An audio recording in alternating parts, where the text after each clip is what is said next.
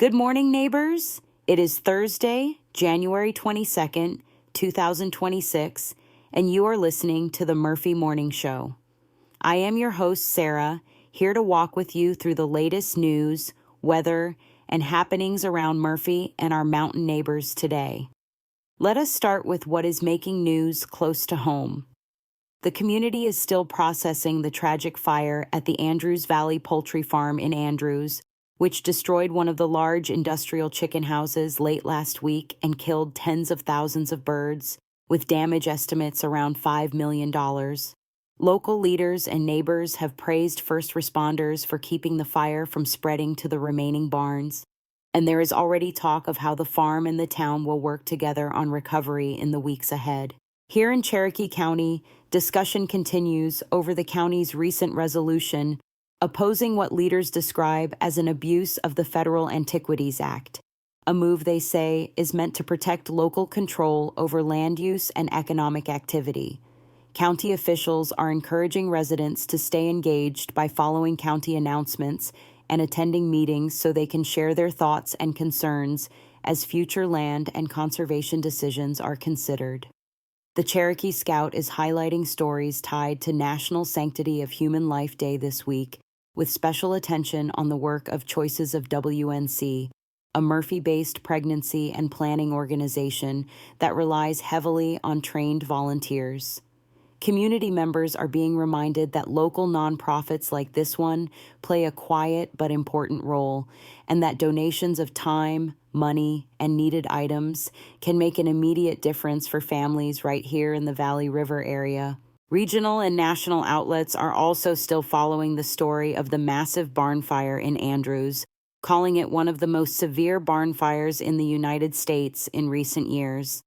Animal welfare advocates are using the incident to renew calls for improved fire prevention and emergency planning at large livestock operations, while local residents are simply focused on supporting the workers and families whose livelihoods have been disrupted. Beyond Cherokee County, forecasters and emergency managers across the southeast are warning about a potentially dangerous ice storm taking shape for this coming weekend.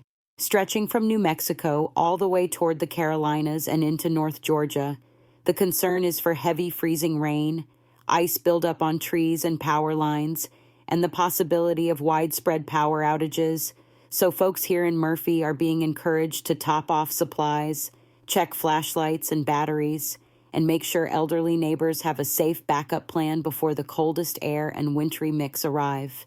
There is also heightened attention on how winter storms and extreme weather events like this one fit into a larger pattern of climate-related risks for rural communities in North Carolina. Recent research points out that lower-income and more isolated areas often face greater challenges bouncing back from events like ice storms and wildfires, which makes local preparedness, strong social ties, and clear communication all the more important here in our corner of the mountains. Before we head into the weather, a quick favor to ask from your friendly Murphy Morning Show. If you are enjoying this update, please take a moment to subscribe to the channel, hit that like button, slam the notification bell so you never miss a morning, and if you find value in what we are doing, please share the channel with a friend who loves this community as much as you do. All right, let us talk about the weather for Murphy over the next 3 days. Today, Thursday, temperatures should climb into the mid-50s with a high around 54 degrees, under mostly cloudy skies and just a slight chance of a passing light shower in the afternoon. Winds will be light and variable, so it will feel cool but not bitter. A good day for errands or a short walk if you bundle up with a jacket.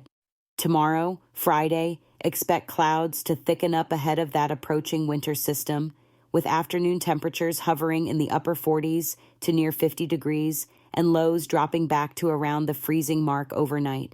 There may be some light rain or drizzle late in the day, and as colder air filters in after dark, a few slick spots could start to develop on bridges and higher ridges, so evening drivers should take it slow and stay weather aware. On Saturday, the leading edge of that bigger storm is expected to move closer, bringing a better chance of cold rain mixing at times with sleet or freezing rain. Especially early and late in the day, as temperatures flirt with the low to mid-30s. Travel could become messy if enough ice builds up, and with regional power companies already on alert, it is wise to charge devices, gather blankets, and have a simple backup plan in case the lights go out for a while. Now let us look at some community events happening around Murphy. Later this month, downtown Murphy will be gearing up for its regular slate of Main Street happenings, including the monthly Murphy Art Walk and the Murphy Farmers Market, where local artists, crafters, and growers come together to turn the historic town center into a lively gathering place. These events typically run in the afternoon and early evening, so it is a great chance to support small businesses, pick up fresh goods, and see familiar faces. Just remember to dress warmly and watch your step if sidewalks are damp or icy. Looking a bit ahead, the town's springtime traditions, including the Murphy Spring Festival, are already being promoted by regional heritage groups as can't-miss celebrations of music, food, and mountain culture. Even though spring still feels a long way off on a cold January morning, keeping these dates in mind is a good reminder to check in with local organizers, volunteer where you can, and plan for a season of live music, vendors, and family-friendly fun in downtown Murphy. There are also a variety of benefit events and special gatherings on the broader Murphy calendar in the coming weeks and months, including local fundraisers and social nights hosted at venues along Valley River Avenue and at area churches and schools. These are the kinds of events where neighbors quietly step up for one another, whether it is helping a family with medical bills or supporting a community project. And organizers always appreciate it when folks drive carefully, carpool when they can, and keep an eye out for pedestrians on dark winter evenings. That is it for this Thursday edition of the Murphy Morning Show. Thank you so much for spending part of your morning here and for caring about the people and places that make this little corner of the mountains home. This is Sara, wishing you a safe, calm, and hopeful day ahead, and inviting you to tune in again tomorrow for more local news, weather, and community stories from right here in Murphy, North Carolina.